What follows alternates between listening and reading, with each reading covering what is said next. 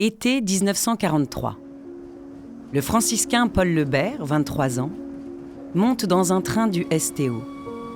Envoyé en Allemagne, il est affecté à la gare Géréon de Cologne. Il ignore qu'il ne reviendra pas et que sa vie va illuminer les ténèbres les plus profondes.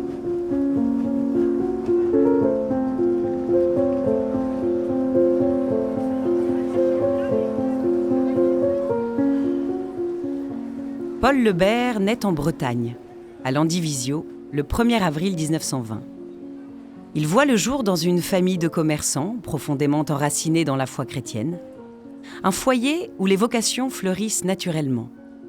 Sur les 5 enfants de la fratrie, 2 choisiront de suivre les pas de saint François d'Assise. Paul est de ceux-là. Sa vocation est précoce, presque évidente.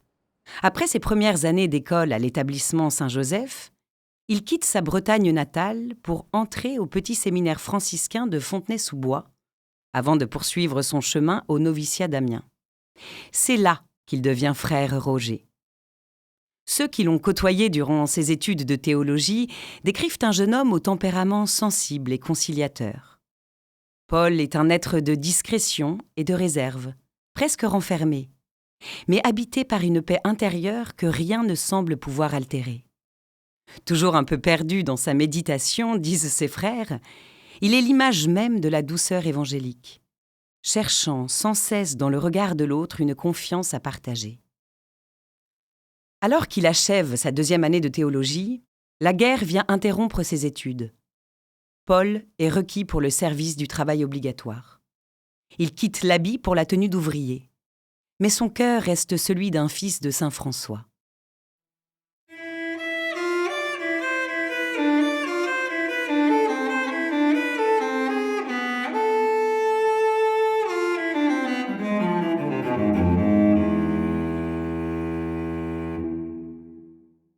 Envoyé à Cologne, Paul se retrouve plongé dans l'enfer industriel de la gare de Géréon. Pourtant, avec 11 de ses confrères, il parvient à instaurer une vie quasi monacale au milieu de la grisaille de sa nouvelle vie en Allemagne. L'horaire qu'il se fixe est héroïque. Réveil à 4h45 pour réciter l'office de prime, puis direction l'hôpital des Sœurs de Saint-Vincent-de-Paul pour la messe. Avant de prendre un maigre petit déjeuner, il lise un chapitre de la Règle ou le Testament de saint François. Le travail à la gare est monotone, épuisant, entrecoupé d'1 heure de marche forcée. Mais Paul ne se plaint pas. Il s'investit totalement dans les Alouettes, son groupe d'action catholique, organise une bibliothèque, rend visite aux malades dans les hôpitaux de fortune. Ce garçon timide se révèle être un frère attentif. Frère Roger ne cache pas la difficulté de sa mission. Parler de Dieu à des hommes brisés, révoltés par la souffrance, qui ont littéralement écrit sur leur porte de chambrée « Ici, Dieu n'entre pas ». Par sa seule présence, par sa gentillesse et ses traits d'humour qu'il déploie dans ses lettres, Paul parvient à attendrir les plus durs. Il écrit avec une poésie touchante. « C'est de notre baraque toute coquette, avec ses rideaux bien plissés, que je vous envoie le bonjour. Heureusement, nous avons notre moutier. » C'est ainsi qu'il parle de son monastère. Pour lui, la souffrance est une étape vers la folie de la croix. Il se nourrit des écrits de Chesterton et de Claudel, rappelant sans cesse que saint François a si bien imité le Christ qu'il en est devenu l'image vivante. Paul, lui aussi, veut être cette image au milieu des décombres de Cologne qui a subi de lourds bombardements. Ce Breton méditatif, qui rougissait avant de prendre la parole, finissait par se lancer et étonner tout le monde par la richesse de sa vie intérieure. Dans les petits cabarets sombres, on se souvient de lui car il commentait les actes des apôtres autour de quelques vers. Sa charité était concrète. Il gardait son pain le plus longtemps possible, lui qui avait toujours faim, pour finir par en donner la moitié à ceux qui n'en avaient plus. Un jour, alors qu'on lui vole son quignon de pain, il s'exclame, consterné « Zut, c'est un coup de saint François !»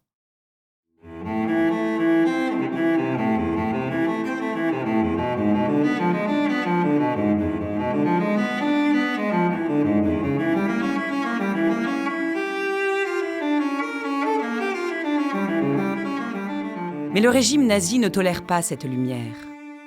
Paul est arrêté le 13 juillet 1943 avec les autres Alouettes. Il connaît la prison de Brauweiler, puis le camp de l'exposition de Cologne avant d'être déporté vers le camp de concentration de Buchenwald au mois de septembre. Envoyé au commando de Langenstein pour travailler dans une usine souterraine, il écrit ces derniers mots le 7 avril 1945. « Le Seigneur est bon, c'est la joie parfaite. » Malgré la faim, malgré l'épuisement, malgré l'ombre de la mort qui plane, d'ailleurs on raconte que Himmler a donné l'ordre d'emmurer les détenus vivants, Paul reste ancré dans l'espérance.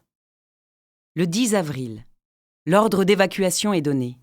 C'est le début des marches de la mort. Paul est affaibli. Ses jambes sont terriblement enflées. Dans la cohue de la colonne de prisonniers, il finit par perdre de vue ses amis. Distancé, à bout de force, il se retrouve seul à la traîne. Derrière lui, un SS surveille les traînards, son revolver au poing. Seul sur la route, Paul Lebert est abattu le 12 ou le 13 avril 1945. Il meurt comme il a vécu, dans la discrétion, la pauvreté et une fidélité absolue à son idéal. Il est l'un de ces petits frères que le nazisme a voulu briser, mais qui n'aura jamais cédé face à la haine.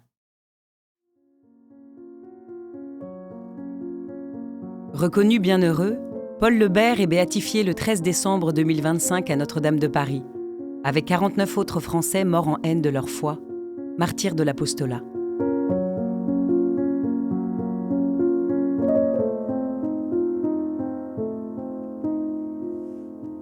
Une production du diocèse de Paris.